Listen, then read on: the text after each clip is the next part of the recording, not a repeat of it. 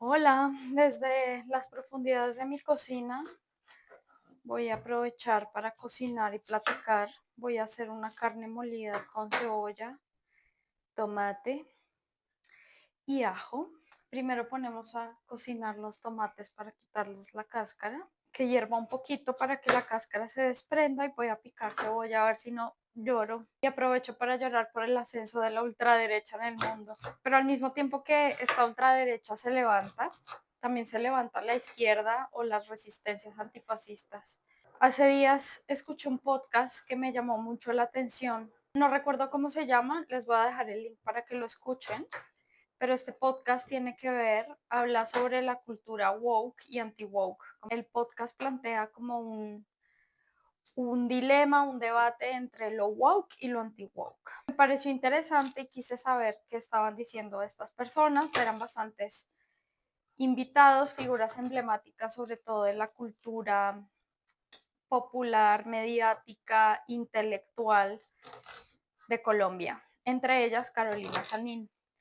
Por eso escuché el podcast, porque me llamó la atención la presencia de Carolina Sanín. Todo el mundo conoce a Carolina Sanín. Si no la conocen, les cuento que ella es una escritora colombiana muy importante, fue profesora de la Universidad de los Andes y actualmente pues es una opinadora y está como pues en Twitter, siempre es muy polémica.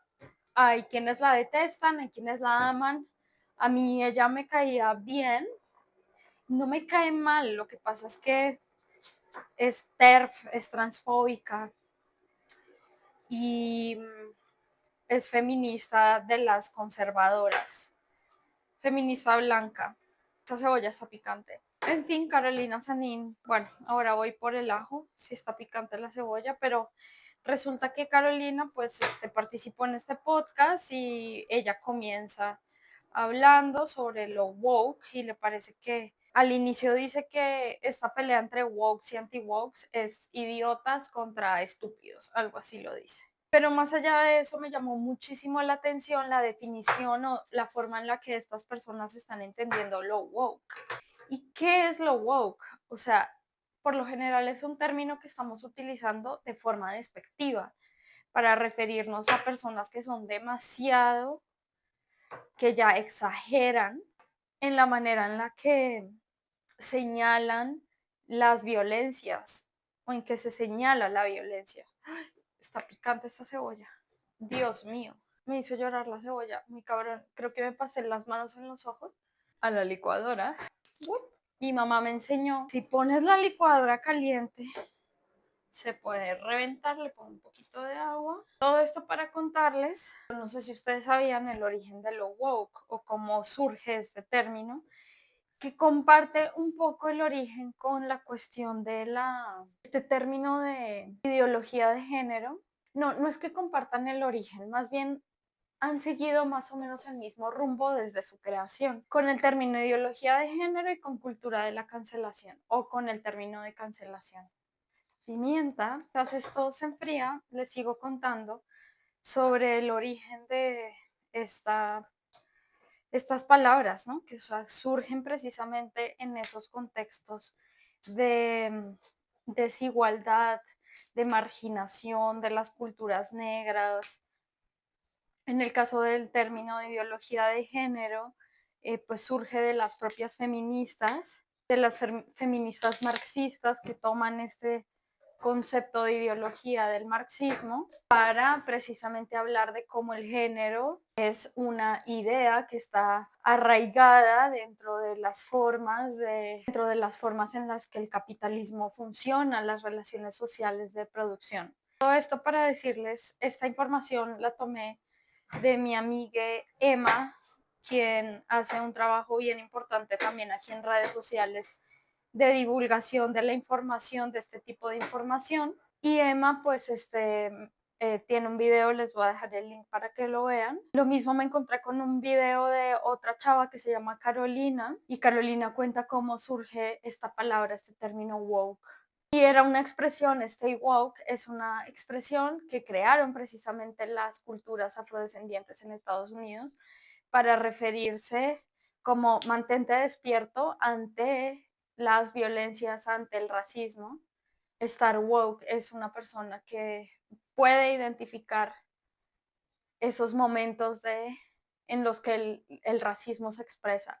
Nos pone el ejemplo de algunas canciones Carolina en este video y además me acordé viendo su video que había una serie que a mí me encantaba hace años que se llamaba Dear White People.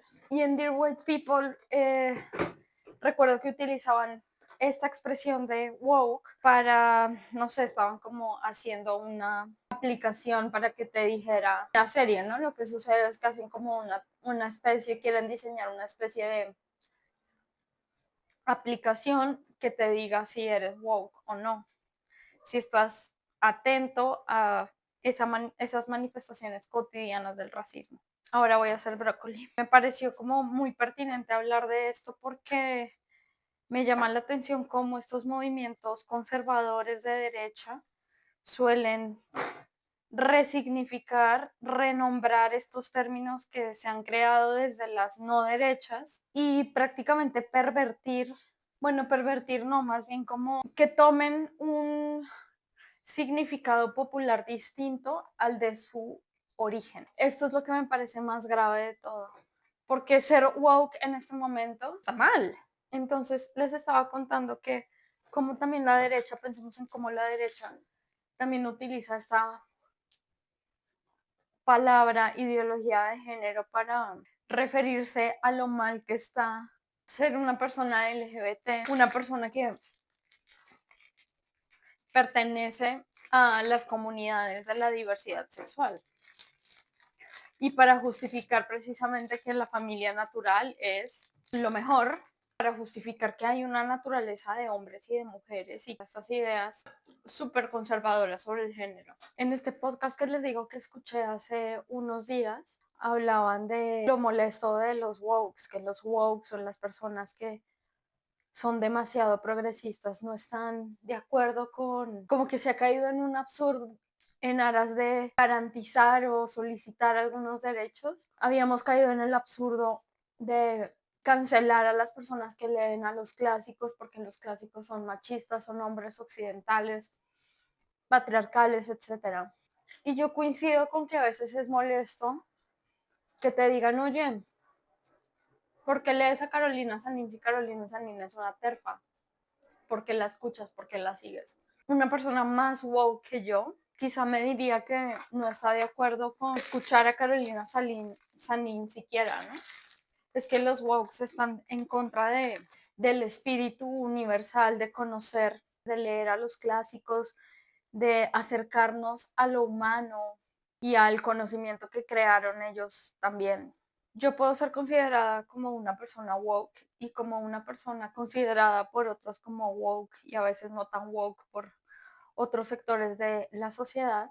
Les puedo decir que yo sí estoy de acuerdo con que a veces ciertos sectores de el progresismo o lo woke o los movimientos sociales, hay como este señalamiento moral hacia ciertas cosas, ¿no? Ciertos consumos que pueden ser considerados como problemáticos. Creo que debemos partir de que lo principal debería ser conservar nuestro pensamiento crítico en todo lo que consumamos, en todos los libros que leamos.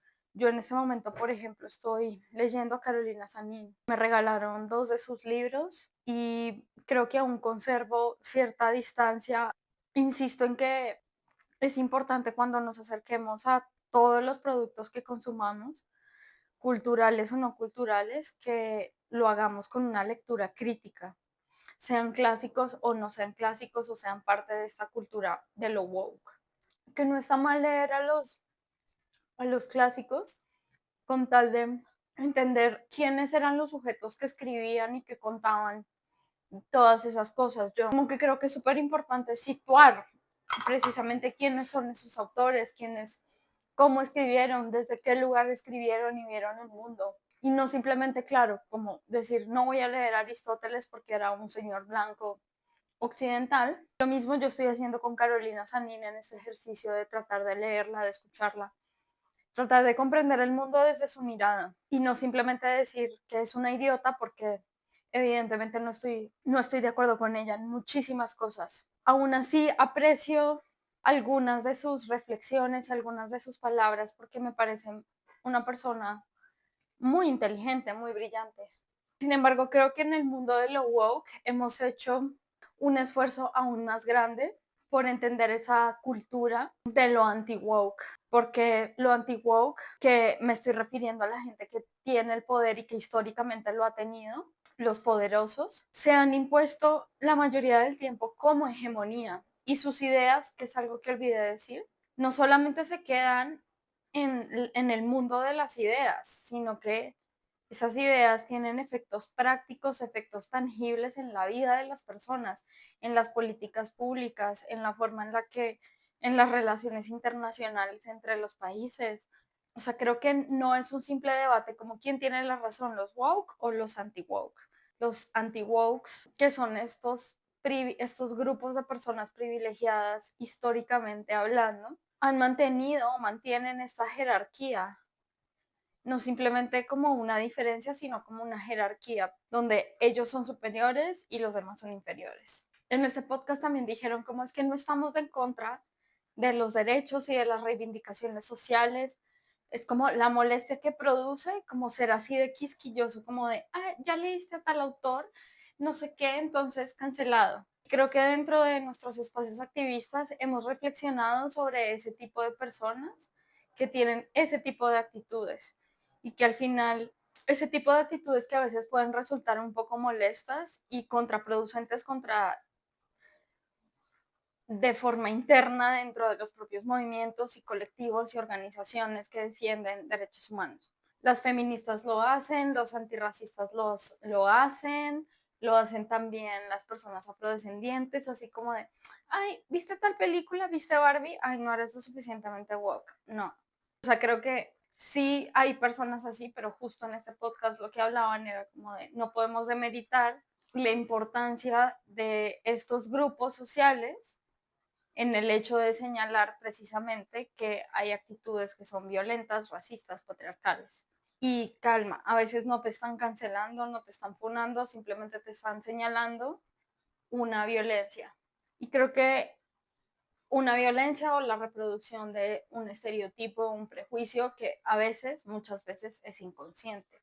Este video para contarles que me llama la atención sobre este uso que normalmente hacen estas élites de poder frente a estos términos que por lo general surgen, nacen de estos contextos de movimientos sociales, de reivindicación de derechos, de grupos que son minoría, como toman los conceptos y los degradan y reinventan su significado para su propio beneficio, para seguir manteniendo el poder. Como también hay una disputa entre ellos y nosotros en términos de el lenguaje. ¿Ustedes qué piensan? ¿Se consideran wokes o anti-wokes? Esto me quedó súper bueno. En fin, voy a comer.